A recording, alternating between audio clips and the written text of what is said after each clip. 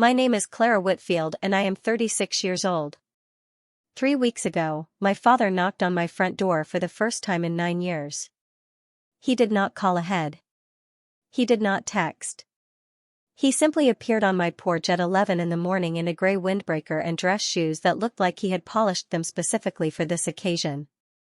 Behind him, my mother stood half a step back, holding her purse with both hands the way she holds things when she is nervous. She was wearing the blue blouse she saved for Sundays. I had not seen either of them since the summer I turned 27. Since the summer I married David. My father spoke first. He said, "We need to sit down and talk about some things." Not hello. Not I have missed you. Not I am sorry. We need to sit down and talk about some things, the way a contractor talks before he hands you the bill. My mother added, "It is important, Clara. It is about the family." The family. I had to stop myself from laughing out loud right there on the porch because the family had not included me for 9 years. The family had returned my Christmas cards. The family had not called when my son was born. The family had watched my sister get married in the same church where I was baptized and not once thought to tell me the date. But now it was about the family. I let them in. Not because I had forgiven them. Not because I was ready. I let them in because I had been ready for this conversation for 3 years and I had something on my kitchen table that I wanted them to see. Before we get into this, if you are watching for the first time, hit subscribe and drop a comment telling me where you are watching from. I read every single one. Now let me take you back to the beginning, because this story does not start at my front door. It starts in a small town in rural Tennessee where love was conditional and silence was the loudest thing in the room. Harrow Creek, Tennessee. Population 3,400 on a census year. 1 main road, 2 stoplights, a grain elevator you could see from anywhere in town, and a church on every other corner. That was home.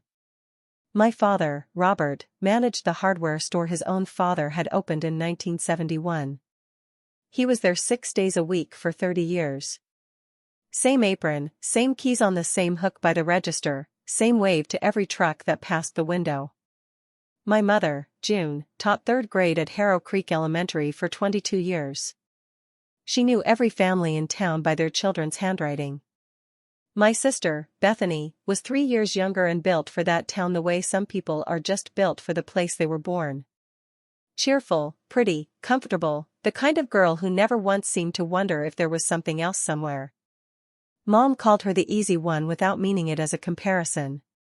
But it was always a comparison. I was the restless one. The one who checked out library books on cities I had never been to and kept a running list of colleges in a notebook under my mattress. I did not hate Harrow Creek. I just always knew I was not going to stay there. My parents understood that about me in theory. In practice, they expected me to leave and come back the same. I went to University of Tennessee on an academic scholarship. Business administration. I was the first Whitfield daughter to go to college and my mother cried at drop-off and handed me a small wooden cross she said had been on her mother's wall. She said, "Take this with you. It will remind you where you belong." I still have it. It is in the same desk drawer as everything else I kept from that time. I kept everything. I met David in my 2nd year. He was in my marketing strategy class, always in the 3rd row, always early, always with a highlighter and actual printed notes when everyone else was on a laptop. He was finishing a double major in business and communications. He had grown up in Nashville, the son of a high school history teacher and a jazz musician who had retired from touring to teach music at a community college. He was thoughtful and funny and the most organized person I had ever met outside of my mother. He was also black. And in Harrow Creek, Tennessee, that was going to be the only thing that mattered to certain people. When I called home, David and I dated for 2 years before I said anything to my parents. Not because I was hiding him. Because I already knew, the way you know a storm is coming before the sky changes color, I already knew how the conversation was going to go. I called on a Sunday evening in October. Mom picked up and put me on speaker so Dad could hear from the living room. I told them about David. I told them he was kind and driven and that I had never felt more like myself with anyone. I told them I was serious about him. The silence lasted 11 seconds. I counted because I had been counting silences in my family my whole life. My mother said, "What does his family do?" Not what is he like. Not are you happy? What does his family do? My father said nothing at all.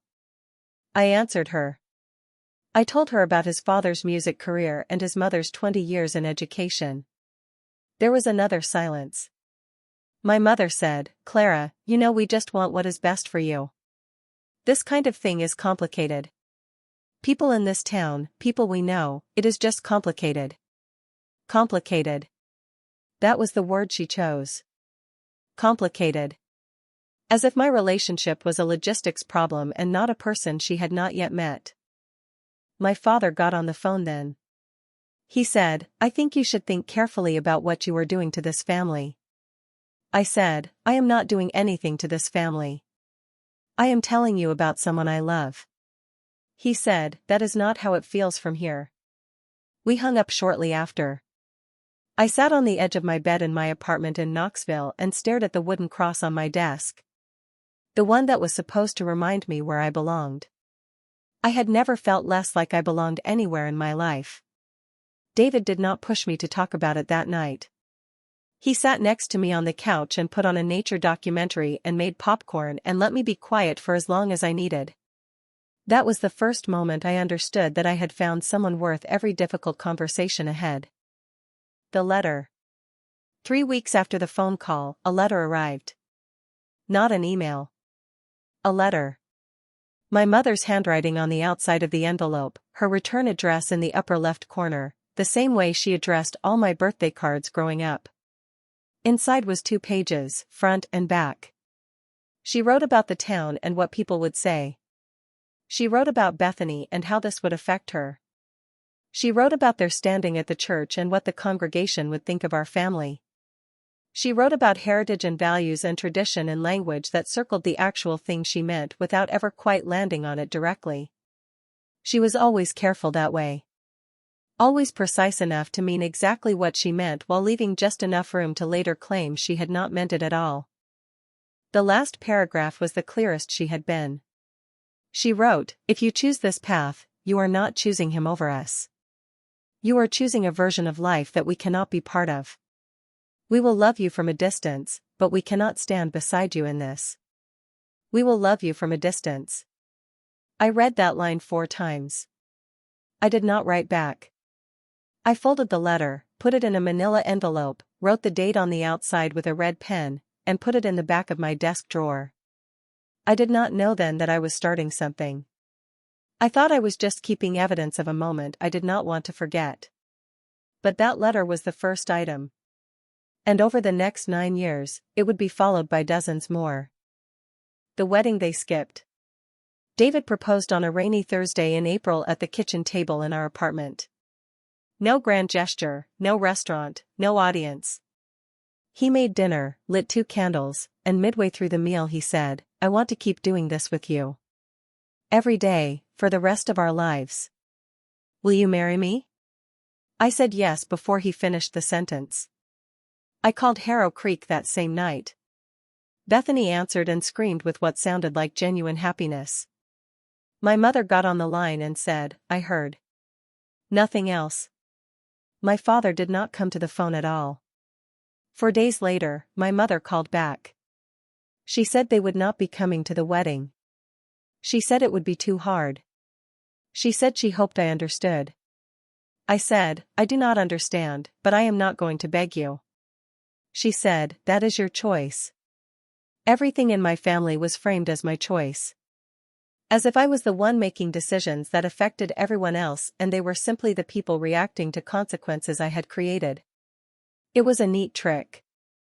It made the person drawing the line feel like the bystander. We got married on a Saturday in June in a small garden venue outside of Nashville. 40 people, all friends, all David's family, and his parents and his aunt and his college roommates and his mother's book club who showed up in matching yellow dresses that they had apparently coordinated without telling anyone. David's mother, Gloria, met me the morning of the wedding in the bridal suite. She had driven from Nashville with a garment bag and a container of the coconut cake she had made from scratch at midnight because I had mentioned once, that coconut cake was my favorite.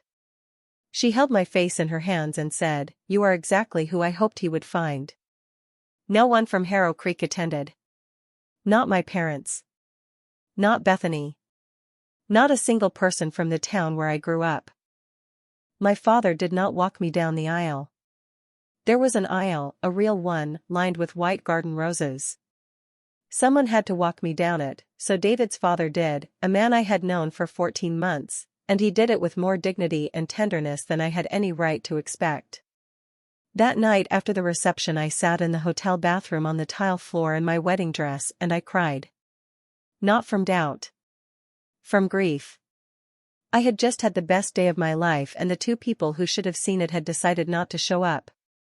Then I got up, unzipped my dress, hung it on the back of the door, and went to find my husband. The next morning I mailed my parents a wedding photo. David and me on the garden steps, sunlight behind us, both of us laughing at something his aunt had just said off camera. On the back I wrote, "We are married. We are happy. I hope you can be happy for us one day." The envelope came back 22 days later. Return to sender. Still sealed. I opened my desk drawer and found the manila envelope with the letter inside. I added the returned photo envelope behind it. I wrote on the outside with red pen. Item 2. Wedding photo. Returned. Dated. The binder did not exist yet. But the system had already begun. 9 years of receipts. The first year was the one that set the pattern. I sent birthday cards. They came back. I left voicemails. They went unreturned. I sent a Christmas card with a photo of David and me in front of our first real apartment, the one we were genuinely proud of, the one with the bay window and the oak floors we refinished ourselves on a long weekend in November. The card came back with the same red stamp. Bethany texted occasionally. Short messages, chatty, as if everything was normal, as if she could simply not acknowledge the thing that had split our family down the middle and we could just talk about the weather and her new car. I responded every time. Not because the messages made me feel better. Because I was not going to be the one who stopped trying. My father sent one email. 8 months after the wedding. Subject line blank. Body, 4 sentences. He wrote that he thought about me. He wrote that he hoped I was well. He wrote that my mother was not ready. He wrote that he hoped someday things would be different. He did not say he was working towards someday. He wrote as though someday was a weather event that might eventually arrive on its own. I printed the email, dated it, filed it. Item 6. In year 2, David launched his consulting firm. Small at first, for clients, a home office, a website he had built himself over 3 weekends. He specialized in brand strategy for nonprofit organizations, the kind of work that required equal parts creativity and patience and genuine belief that the mission mattered. He was extraordinary at it. Within 18 months he had 11 clients and had hired his first full-time employee. I was working as a regional account manager for a distribution company, traveling 2 weeks a month, building a track record that I hoped would eventually lead somewhere I had not yet mapped out. We were not rich. We were steady. 2 incomes, no debt, a savings rate that my accountant said was unusually disciplined for people our age. We bought a house in year 3. A 1940s craftsman bungalow in East Nashville. 3 bedrooms, a porch swing, a backyard garden that David took entirely too seriously, and I loved him for it. I remember signing the closing documents and sitting in the empty living room on moving day surrounded by boxes and thinking, nobody handed us this. We built this. My mother posted a family photo on Facebook that spring. My parents and Bethany's boyfriend at a restaurant I recognized from Harrow Creek. The caption said, "My whole world at one table." I was not at the table. I had not been invited to the table. I printed the screenshot. Item 9. Our son, Miles, was born in year 4. A Tuesday in March. 8 pounds, 2 ounces. He had David's eyes and my ears and a personality that announced itself within the first 48 hours by refusing to sleep at any time that was convenient for anyone else. David's parents drove from Nashville and arrived at the hospital before we had even moved to a recovery room. Gloria walked in carrying a yellow blanket she had knitted herself, a bag of food she had cooked the day before, and the expression of a woman who had been waiting for this exact moment her entire life. David's father stood in the corner of the room holding Miles with the careful reverence of someone who understands that some things are too important to be casual about. He kept saying, "Look at him. Just look at him." That was what a grandparent looked like. I had sent my parents the ultrasound photos 5 months earlier. Returned. I sent a birth announcement the week after Miles arrived.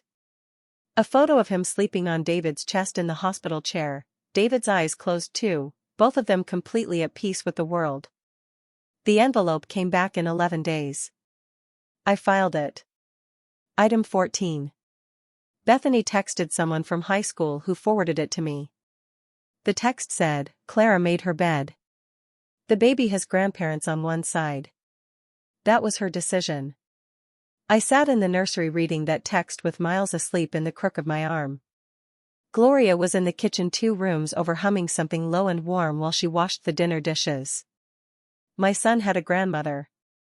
Her name was Gloria and she had driven 2 hours to be here and she was going to be here as many times as we needed her. I set my phone down and held my son tighter. Some losses are so clean they almost do not hurt.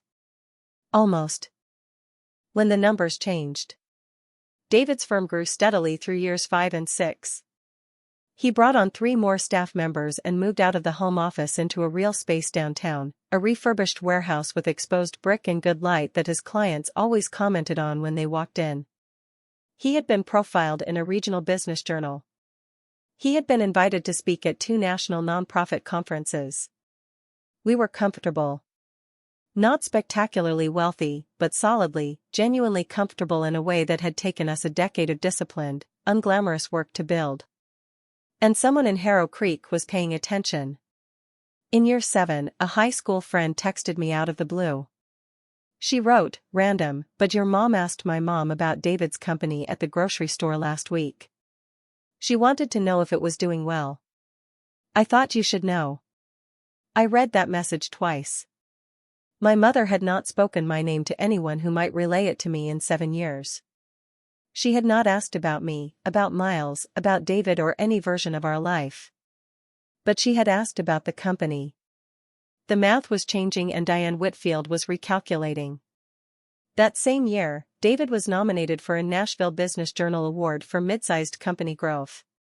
A small ceremony, local coverage, a photo on the publication's website of David accepting the award in a dark suit with his name and company underneath. It was not national news. It was not even particularly large local news. But it was findable. It was Googleable. And someone in a small town with a good internet connection and a grudge she was beginning to reassess had found it. My friend texted again 2 weeks later. "Your sister asked my sister if you and David owned your house or rented." She was asking around. I sat with that information for a full evening. Then I printed both texts, dated them, filed them. Items 22 and 23. In year 8, David's firm landed a contract with a national foundation that tripled our largest previous engagement. I cannot share the details publicly, but I can tell you that when the contract was signed, our accountant looked at the numbers and said, "You two need to update your estate planning." We did. An attorney named Patricia, methodical and unimpressed by sentiment, spent 4 hours with us restructuring everything so that our assets were properly protected. When I asked her about family members making financial claims, she looked at me over her glasses and said, "With proper documentation of estrangement and the trust structures we are setting up, there is no legal mechanism for that." I thanked her and went home and put Miles to bed and then sat at my desk and pulled out the binder, which was now a proper binder, navy blue, 3-ring, tabbed by year, every item labeled in red pen with dates and sources. 26 items. 9 years. A record so thorough that Patricia had actually said, when I mentioned it, that is genuinely impressive documentation. 2 months later, Bethany called me for the first time in 4 years. She said she was going to be passing through Nashville for work and could we get coffee. We met at a place in Germantown. She showed up 12 minutes late and spent the first 20 minutes asking questions that had nothing to do with catching up and everything to do with inventory. How big was the house? Did Miles go to private school? Was David expanding the firm? Had we traveled recently? What kind of car did I drive? She asked 31 questions. I counted. She did not once say, I am sorry I was not at your wedding. She did not once say, I am sorry I told people that Miles only had grandparents on one side. She did not say sorry at all. When she hugged me goodbye, she held on too long, the way you hold on to something you are assessing rather than something you have missed. I went home and opened the binder. Item 27. Bethany reconnaissance visit. 31 questions. No apology. Red pen. Dated, then I called Patricia and told her they were coming. The knock at the door. They arrived on a Tuesday, which somehow felt right. All of the worst and most important moments in my life have happened on a Tuesday. My mother rang the bell first. I saw them through the window before I opened the door. Both of them, standing side by side on my porch, my father in his gray windbreaker, my mother in her Sunday blouse, looking at the house the way people look at things they are trying to value. I opened the door. My mother said, "You look well." Not "I missed you." Not "I am sorry." "You look well, the way you greet an acquaintance at a reunion." My father said my name and nothing else. I brought them to the kitchen. The kitchen had the best light in the house and the most truth in it. Miles's drawings on the refrigerator. A photo of David and Gloria and Miles at the lake last summer, all three of them laughing at something the camera had missed. A world map on the wall with push pins marking every place Miles had asked to visit someday. My mother looked at the photo on the refrigerator. Her eyes stayed on it for 4 seconds. Something moved across her face that I could not fully read. My father sat at the table and folded his hands and looked at the window. My mother opened her purse and placed a piece of paper on the table. Folded once. Her handwriting on the outside. She unfolded it. 5 items. All numbered. All with figures attached. My father's medical bills, ongoing treatment for a back condition I had not known about. Their mortgage, which had 11 years left on it. Retirement savings they had not adequately funded. Bethany's car loan. A number at the bottom that she described as monthly household support while my father reduced his hours at the store. Total. $340,000 plus $2,500 a month ongoing. She presented it without preamble. She said, "We are your family, Clara. And family takes care of each other." I looked at the paper. I looked at my mother. I looked at my father, who was still studying the window. Then I stood up and walked down the hallway to my office. The binder. The bottom drawer of my desk had not changed in 9 years. Tax folders, old insurance documents, a box of pens that had mostly dried out, and behind all of it, a navy blue 3-ring binder, heavier than it looked because paper accumulates weight the way silence does, slowly and then all at once. I carried it back to the kitchen and placed it on the table next to my mother's list. 2 documents. Hers, 1 page, 5 line items, $340,000 and change. Mine, 28 items, 9 years of dated and sourced documentation. My mother looked at the binder. She said, "What is that?" I sat down and placed my hands flat on the table. I said, "You brought a list." I brought one too. I opened to tab 1. I did not raise my voice. I did not perform. I read the way I give quarterly reports to clients, factual, organized, steady. Item 1. A letter. My mother's handwriting, her return address. Dated.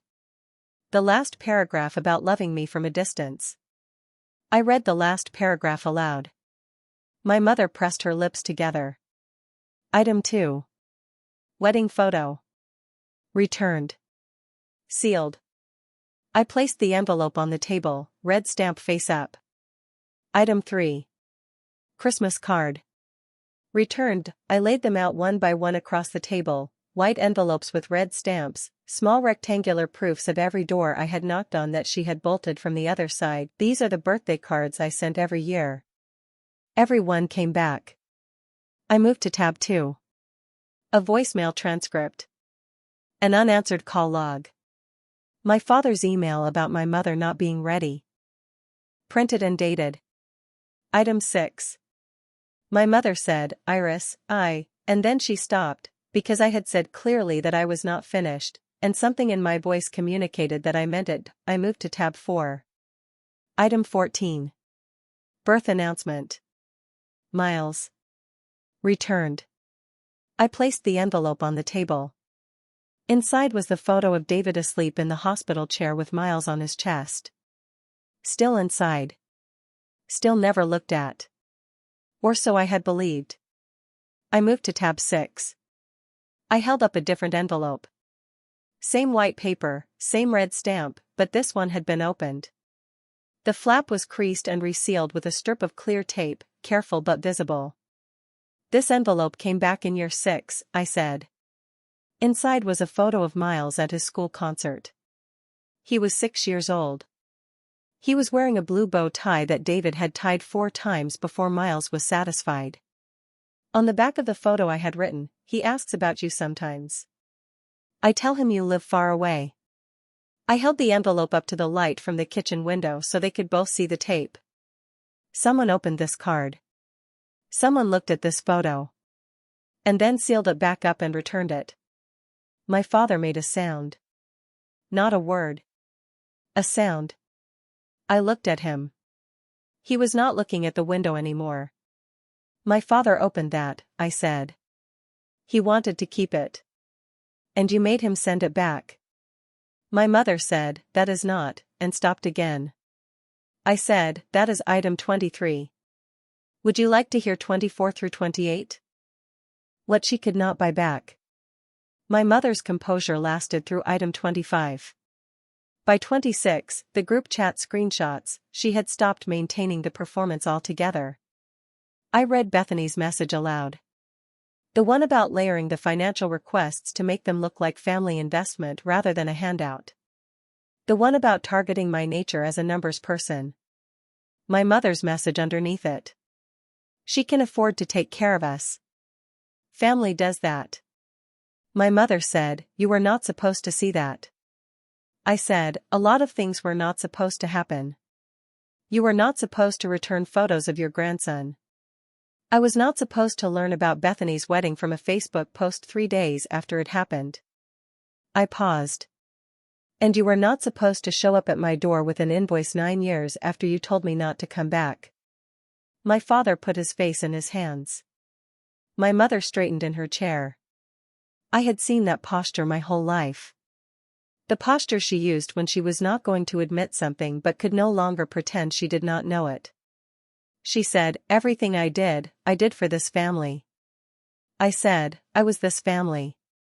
The kitchen went quiet. David came home through the side door 20 minutes later the way he always does, keys in his right hand, jacket half off before he is all the way inside. He saw my parents at the table.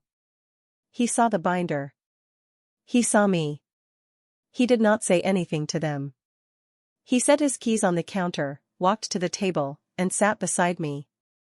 Put his hand on the back of my chair. That was everything. That was the whole sentence. My mother looked at David for a long moment. The man she had spent 9 years refusing to accept, sitting in his own kitchen in a flannel shirt and reading glasses pushed up on his forehead, next to his wife, in the house they had built, unbothered by her presence, unimpressed by her list, simply there because his wife needed him to be. She looked at him the way people look at things they got badly wrong and have known it for a long time. I picked up her list and held it out across the table. I am not going to give you money, I said. Not because I am punishing you. Because the moment I hand you a check, the story you tell yourselves becomes that this was always reconcilable. That the 9 years were just a misunderstanding. That the silence was something that happened to our family rather than something you chose. She did not take the list. I set it on the table in front of her. These were not a rough patch, I said. They were a decision. Every returned card was a decision. Every ignored voicemail was a decision. Every time you looked at a photo of your grandson and put it back in an envelope, that was a decision. I closed the binder. The rings clicked. If you want to know Miles, really know him, not as a line on a financial plan, that starts with an apology. A real one. Not to me. To him. And it does not start today, because today you came here for the wrong reasons and we both know it. It starts when you are ready to mean it. My mother stood.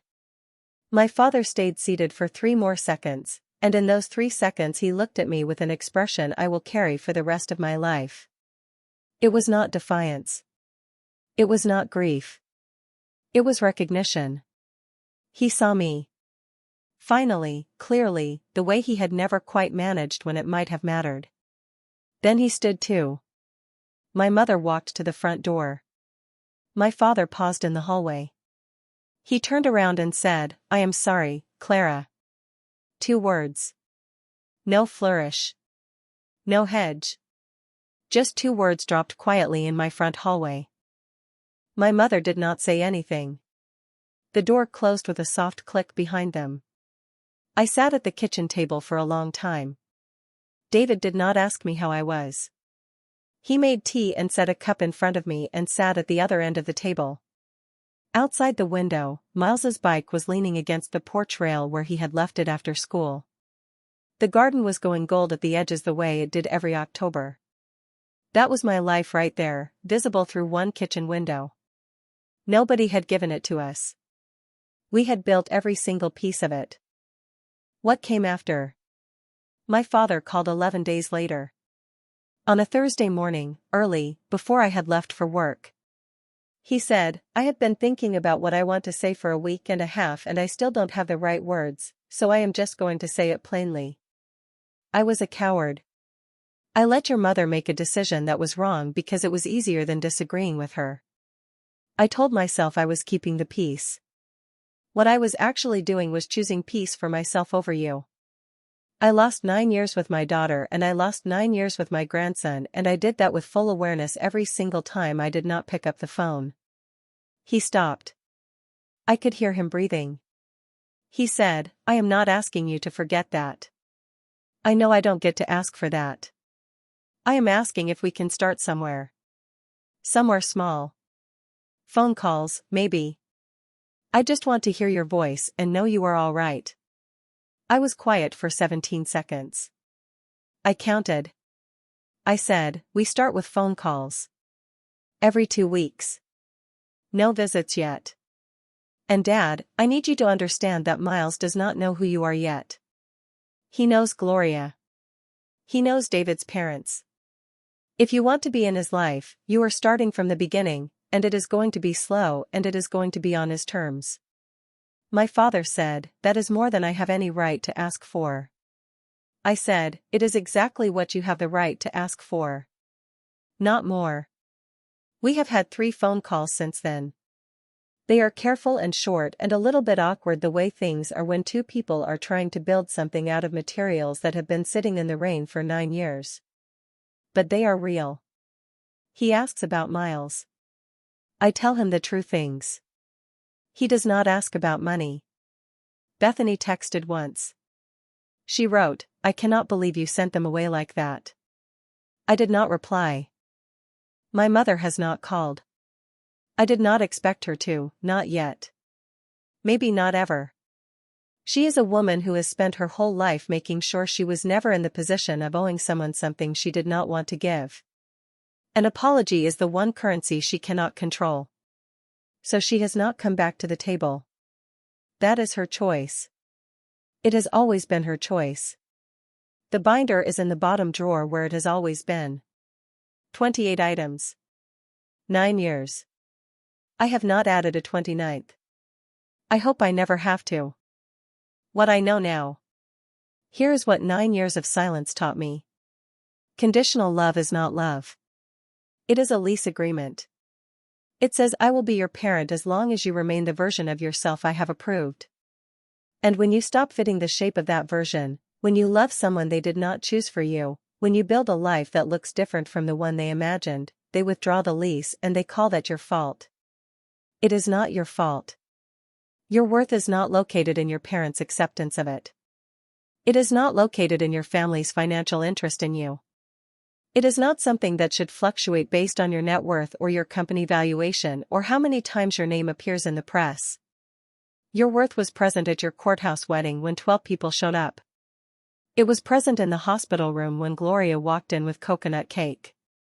It was present every single Tuesday morning when David sat down across from you and chose you again before either of you had said a word. The people who are worth calling family are the people who were there when the garage was cold and the company was 4 clients and the wedding dress came from a consignment rack and the reception was at a Thai place with pushed-together tables. They are not the people who show up when the numbers change. They are the ones who never left. That is my story. 9 years. 28 items. 1 navy binder and the life I built while no one from Harrow Creek was watching. If this story found you today, if you have ever had someone reappear in your life when the math changed, drop it in the comments. I want to know I am not the only one. And if this reminded you that your worth has nothing to do with the numbers, share it with someone who needs to hear that today. Subscribe if you have not already. I will see you in the next one.